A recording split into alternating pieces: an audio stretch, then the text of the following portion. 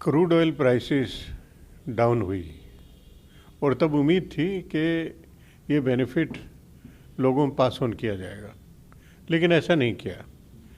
सरकार ने, केंद्र सरकार ने, मोदी सरकार ने पिछले 6 साल में एक्साइज ड्यूटी कलेक्ट करके, एडिशनल एक्साइज ड्यूटी को इन्होंने कल लगभग 15 बार लगाया है।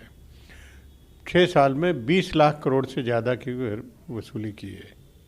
ये दुर्भाग्य की बात है कि जब यूपीए सरकार थी उस समय क्या क्या प्रदर्शन होते थे, गैस सिलेंडर उठा के और लेके महंगाई के खिलाफ जो होता था।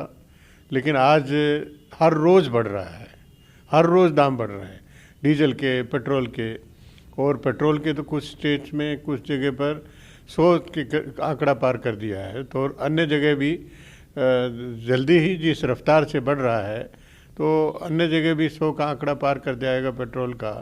तो ये दुर्भाग्य नहीं तो और क्या है। बड़े आश्चर्य की बात है कि प्रधानमंत्री मन की बात बोलते हैं, लेकिन वो एक बार ये स्पष्ट नहीं कर पाए कि रोज़ाना जो पेट्रोल डीजल के दाम, रसोई गैस के दाम जो बढ़ रहे हैं वो क्यों बढ़ रहे हैं, उसका क्या कारण है, जनता के जेब पे कैंची क्यों चलाई जा रही है। देखिए, बड़ी अजीब सी बात है। जब फारूक अब्दुल्ला बयान देते हैं तो उनको हाउस अरेस्ट कर लिया जाता है। तो ये दिखाने के लिए क्या डिप्लोमेटिक टूरिज़्म का सहारा ले रहे हैं। विदेशों के जो डिप्लोमेट्स हैं उनको जम्मू कश्मीर घुमाने के लिए 2 राह लगाया जा रहा है। इसको डिप्लोमेटिक टूरिज़्म ही कहा जाएगा। और मैं नहीं समझता कि ये कंडक्टेड टूर से कोई इम्प्रेशन कोई अच्छा जाने वाला है। जो है सो है। आपने चुनाव कराए, ठीक है, वो मानी हुई बात है, वो सबको मालूम है कि चुनाव हुए, लेकिन उसके अलावा जो सामान्य स्थिति होनी चाहिए, आज भी वहाँ पर जो नेटवर्क पूरी तरह से नहीं है, जो वाईफाई पूरी तरह से आना चाहिए वो नहीं है, सामान्य स्थिति नहीं है, उसको तो दिखाएंगे नहीं। लेकिन सिर्फ ये दिखाने के लिए कि हमने चुनाव करा दिए और ये सब करा दिया, तो ये अनावश्यक है। महाराष्ट्र के चीफ मिनिस्टर उद्धव ठाकरे जी सही कदम उठाया है। एक चेतावनी भी दी है कि मास्क पहनना, सैनिटाइजर से हाथ धोना, सैनिटाइज़र इस्तेमाल करना, जो सोशल डिस्टेंसिंग मेंटेन करना, ये मस्ट है। क्योंकि अभी भी भले ही प्रधानमंत्री जी ये कहते रहें कि हमने पूरे विश्व को रास्ता दिखाया है, लेकिन आज भी खतरा बना हुआ है। तरह तरह के जो अलग स्ट्रेन, जो न्यूजीलैंड है, ऑस्ट्रेलिया है या इंग्लैंड है, वहाँ से अलग स्ट्रेन के कोविड-19 वो हमें नोटिस कर मिले हैं। और ये भयावह स्थिति हो सकती है और अन्य जगह भी। इसलिए उद्धव ठाकरे जी ने ये चेतावनी दी है कि आवश्यकता पड़ी है तो हम लॉकडाउन भी डिक्लेयर कर सकते हैं। और जो जिला प्रशासन है उनको सख्त निर्देश किए हैं कि जो कोविड-19 का जो प्रोटोकॉल है वो पूरी तरह से सख्ती से लागू किया जाए। हमारे राष्ट्रीय नेता राहुल गांधी, उन्होंने सही कहा है कि कोविड-19 को लेके जो सरकार नज़रअंदाज कर रही है वो किसी तरह से ठीक नहीं है। जो प्रोटोकॉल है उसको लागू किया जाना चाहिए। जो मास्क पहनना, जो हाथ फ्रीक्वेंटली धोना और सोशल डिस्टेंसिंग मेंटेन करना, ये मस्ट है, इसको लागू करना चाहिए। और प्रधानमंत्री इसको हल्के में लेने की कोशिश कर रहे हैं। जब वो कहते हैं पूरी दुनिया को हिंदुस्तान ने रास्ता दिखाया है, तो लगता है कि हमने विजय हासिल कर ली, लेकिन ऐसा नहीं है। जो अफ्रीका से, ऑस्ट्रेलिया से या इंग्लैंड से अलग अलग कोविड-19 के स्ट्रेन्स जो नोटिस किए हैं हिंदुस्तान में, उसको देखते हुए खतरा बना हुआ है, बल्कि खतरा बढ़ सकता है। इसको विशेष रूप से ध्यान देने की आवश्यकता है। देखिए, एक अच्छा समाचार है कि पुडुचेरी के लेफ्टिनेंट गवर्नर किरण बेदी, उनको हटा दिया गया है।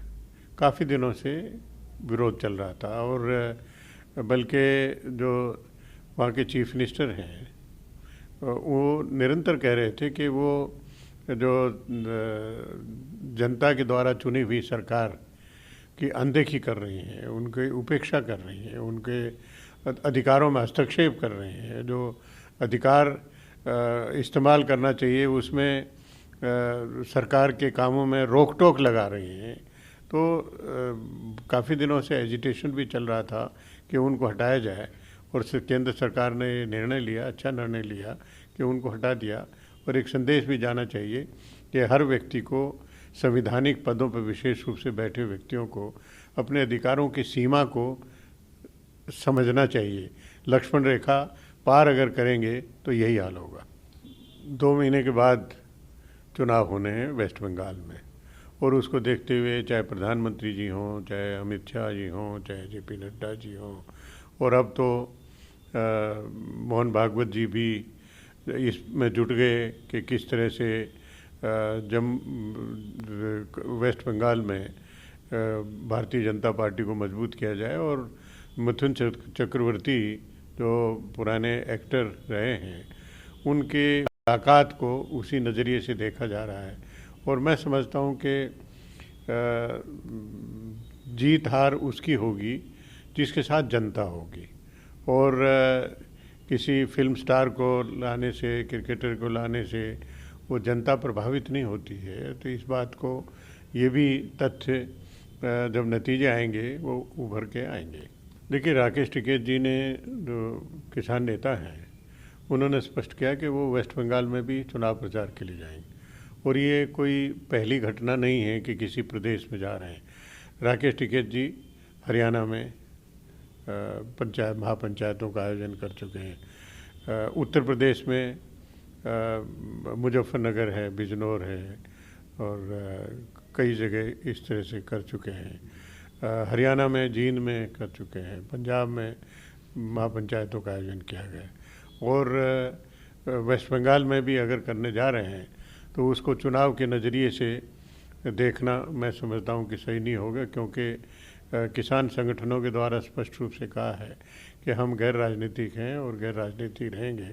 लेकिन सरकार की पोल जो जो जिस तरह से तानाशाही रवैया किसानों से वार्ता करने में उनको लगा हुआ है, वो एक्सपोज होना चाहिए। सरकार की जो बदनीयती है वो पूरी तरह से जनता के सामने आनी चाहिए, और उसी को करने के लिए राकेश टिकैत जी वहाँ पर वेस्ट बंगाल में जा रहे हैं। पीएफआई के लोग, कुछ 2 लोग पकड़े गए, और यूपी एसटीएफ ने ये सफलता हासिल की जो सरकार के द्वारा दावा किया गया है। और मैं समझता हूँ कि कोई भी ऐसे तत्व हों जो कि आपराधिक कृत्य करने वाले हों या आपराधिक छवि के हों, आपराधिक उनकी मंशा हो, तो उसमें कार्रवाई होनी चाहिए। और मैं समझता हूँ कि कानून अपना काम करना चाहिए, और इसमें भी यही सलाह है कि न्यायालय के सामने जाएगा। अगर इनको ये समझते हैं कि इनके साथ सही नहीं सब कुछ हुआ, तो न्यायालय का अवसर है, न्यायालय के सामने रखा जा सकता है।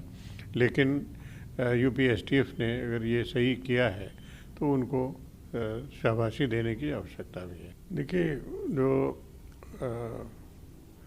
आदरणीय दिग्विजय सिंह जी ने जो राम मंदिर के लिए चंदा दिया है, ये उनका व्यक्तिगत निर्णय है।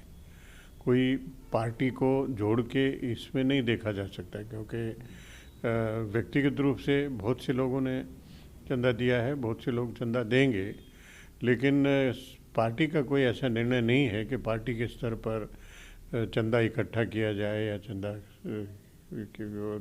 बटोरा जाए, दिया जाए। और जो केरल के चीफ मिनिस्टर विजयन जी केवल इसके आधार पर ये कह देना कि भारतीय जनता पार्टी और कांग्रेस में कोई फ़र्क नहीं रह गया, ये बहुत फ़र्क है। एक जो देश को, समाज को बांटने का काम करते हैं, समाज में घृणा फैलाने का काम करते हैं भारतीय जनता पार्टी, और कांग्रेस पार्टी दूसरी तरफ जो सर्व समाज को एक साथ लेकर और सद्भाव के साथ में, मैत्री के साथ में अपनी राजनीति करते हैं। दोनों में बहुत फ़र्क है। देखिए, बड़े दुर्भाग्य की बात है कि जो केंद्रीय मंत्री हों प्रहलाद जोशी और भारतीय जनता पार्टी के केरल के प्रभारी हैं, वो अपने बयानबाजी में, राहुल जी के बारे में बयानबाजी में इस स्तर पर नीचे गिरेंगे। भाई अगर किसी एक प्रदेश से जाके दूसरे प्रदेश में चुनाव लड़कर सफलता हासिल कर सकता है तो वो उनका की प्रशंसा होनी चाहिए, उनकी क्रेडिबिलिटी को एस्टेब्लिश करता है। तो और मैं समझता हूँ कि प्रहलाद जोशी जी जैसे जो बयान दिए हैं उसकी निंदा होनी चाहिए।